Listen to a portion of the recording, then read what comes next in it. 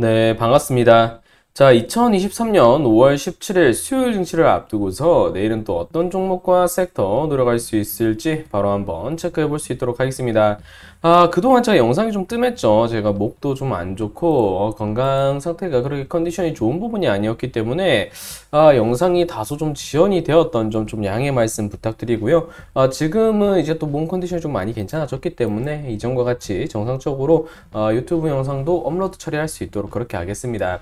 자, 일단은 미국 증시 분위기 먼저 당연히 체크를 한번 해볼 필요가 있겠죠. 일단은 미국 증시 분위기, 특히나 나스닥 같은 경우에는 상당히 의미 있는 구간을 일단 만들어냈습니다. 이 박스를 돌파해 주는 게 상당히 중요하고 또 의미가 있을 수 있는 이번 한 주가 되어야 한다라고 말씀을 드렸는데, 일단은 돌파 포인트를 CPI 등등등등 거시 지표를 소화하면서 일단 만들어냈어요. 그리고 나서는 12,250포인트를 지지를 해주는 게 상당히 의미가 있다라고 말씀드렸습니다. 이 포인트가 지지되면서 부채 한도 협상이라던가 러시아와 우크라이나 사이의 지정학적 리스크가 어느 정도 해소되는 그런 그림이 나와준다라고 한다면, 해당 지지 구간 확인에 따른 이제 안정성이라고 해야 되겠죠. 외국 시장, 그러니까 미국 시장이 최근에 흔들림과 변동성이 강하는 불확실성이 좀 강했던 그런 모습이 있었는데, 이제는 이 부분이 어느 정도 해소가 되었구나. 그리고 명확하게 박스권 지지 역시도 확인이 되었구나.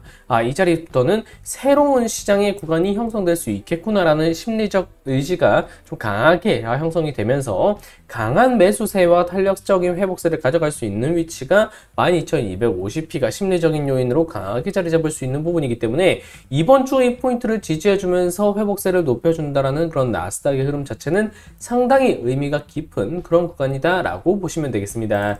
자, 그럼 이런 위치에 맞춰서 우리가 노려볼 수 있는 종목은 어떤 것이 있느냐라고 한다면, 일단은 YG 플러스 먼저 체크해 볼 수 있도록 할 겁니다. 사실 그동안 엔터주들 관련해서는 너무 말씀을 많이 드렸어요. 본격적인 리오프닝이 시작되는 시점이고요. 엔터주들의 실적 측면 자체가 이제는 단순 아티스트 의존이 아니라 사업 다각화를 통해서 매년 꾸준히 영업이익이라던가 매출액의 증대, 순이익의 증대에 있어서 이제는 우상향을 가져갈 수 있을 만한 포인트들이 엔터주들 전반적인 흐름이 나오고 있는 부분이기 때문에 리오프닝 본격적인 탄력성을 받을 수 있는 자리에서 아티스트 의존도가 이번에 올해 조금 더 더해지면서 본격적인 매출 시즌을 기대할 수 있다라고 말씀을 드리면서 3대 기획사를 비롯해서 하이브까지 좀 체크를 드렸었습니다.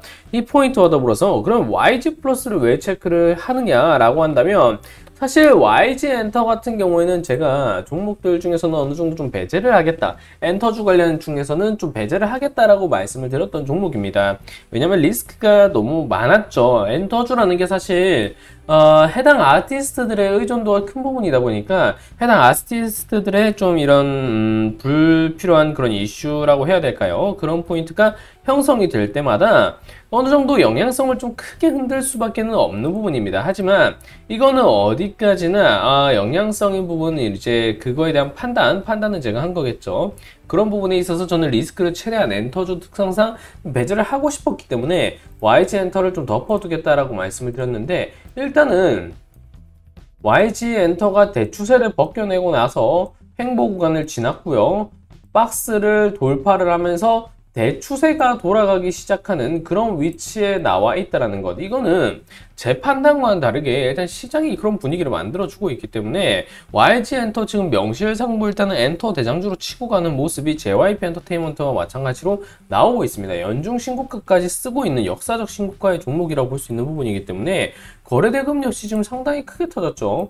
역사적 거래대금까지 터진 부분이고 매집대 역시 이와 더불어서 크게 올라간 부분이기 때문에 지금은 YG 관련뿐만이 아니라 엔터주들을 안 노릴래야 안 노릴 수가 없는 그런 상황이 왔습니다.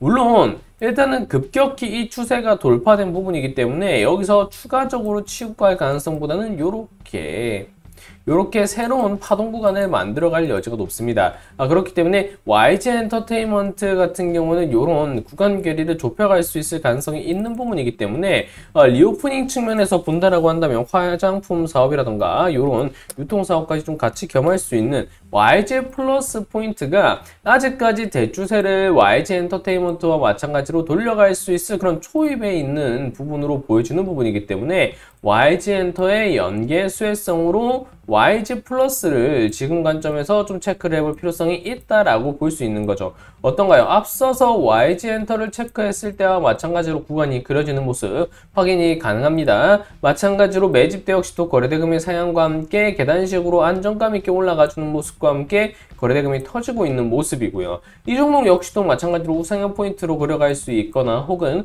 YG 엔터가 추가적인 시세가 나왔을 때 이 대추세를 뚫고서 급등 포인트가 YG 엔터와 마찬가지로 나올 수 있는 위치이기 때문에 지금 시점에서 YG 플러스를 체크한다는 것 상당히 좀 의미가 있을 수 있는 위치다. 이렇게 보시면 되겠습니다. 자, 두 번째로 체크해볼 종목은 미래반도체라는 종목입니다. 제가 반도체 종목 오랜만에 가지고 온 것 같습니다.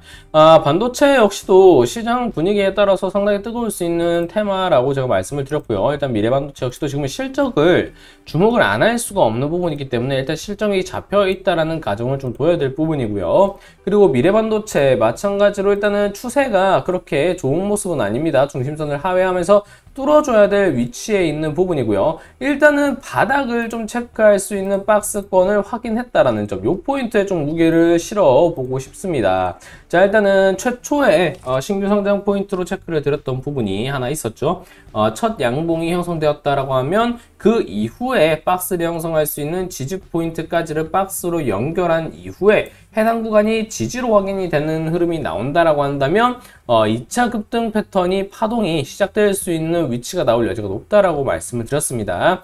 그 흐름에 맞춰서 일단은 바닥은 체크했거든요. 요 구간 변수 캔들이라고 보고 일단은 저점을 높여주는 자리니까 변수 캔들로 보고요. 그리고 일단은 요 신규 상장 패턴에 맞춘 지지 구간이 확인이 됨과 더불어서 거래대금이 서서히 올라오고 있다라는 점, 요 점 역시도 좀 주목을 해볼 만합니다. 물론 단기적으로 봤을 때 추세가 좀 많이 빠지긴 했어요. 많이 빠지긴 했지만 일단은 지지를 체크해줘야 될 자리에서 지지를 체크해주는 모습이고요. 체크한 것을 인식하면서 구간이 돌아가기 시작하면서 거래대금이 확대되고 있는 모습. 매집대가 크게 빠지지 않으면서 거래라인 컨트롤 들어간 구간이기 때문에 여기서 한두 구간만 시장에 집중을 받는다라고 한다면 OBV 뚫어주면서 강한 시세 한번 분출해줄 수 있겠죠.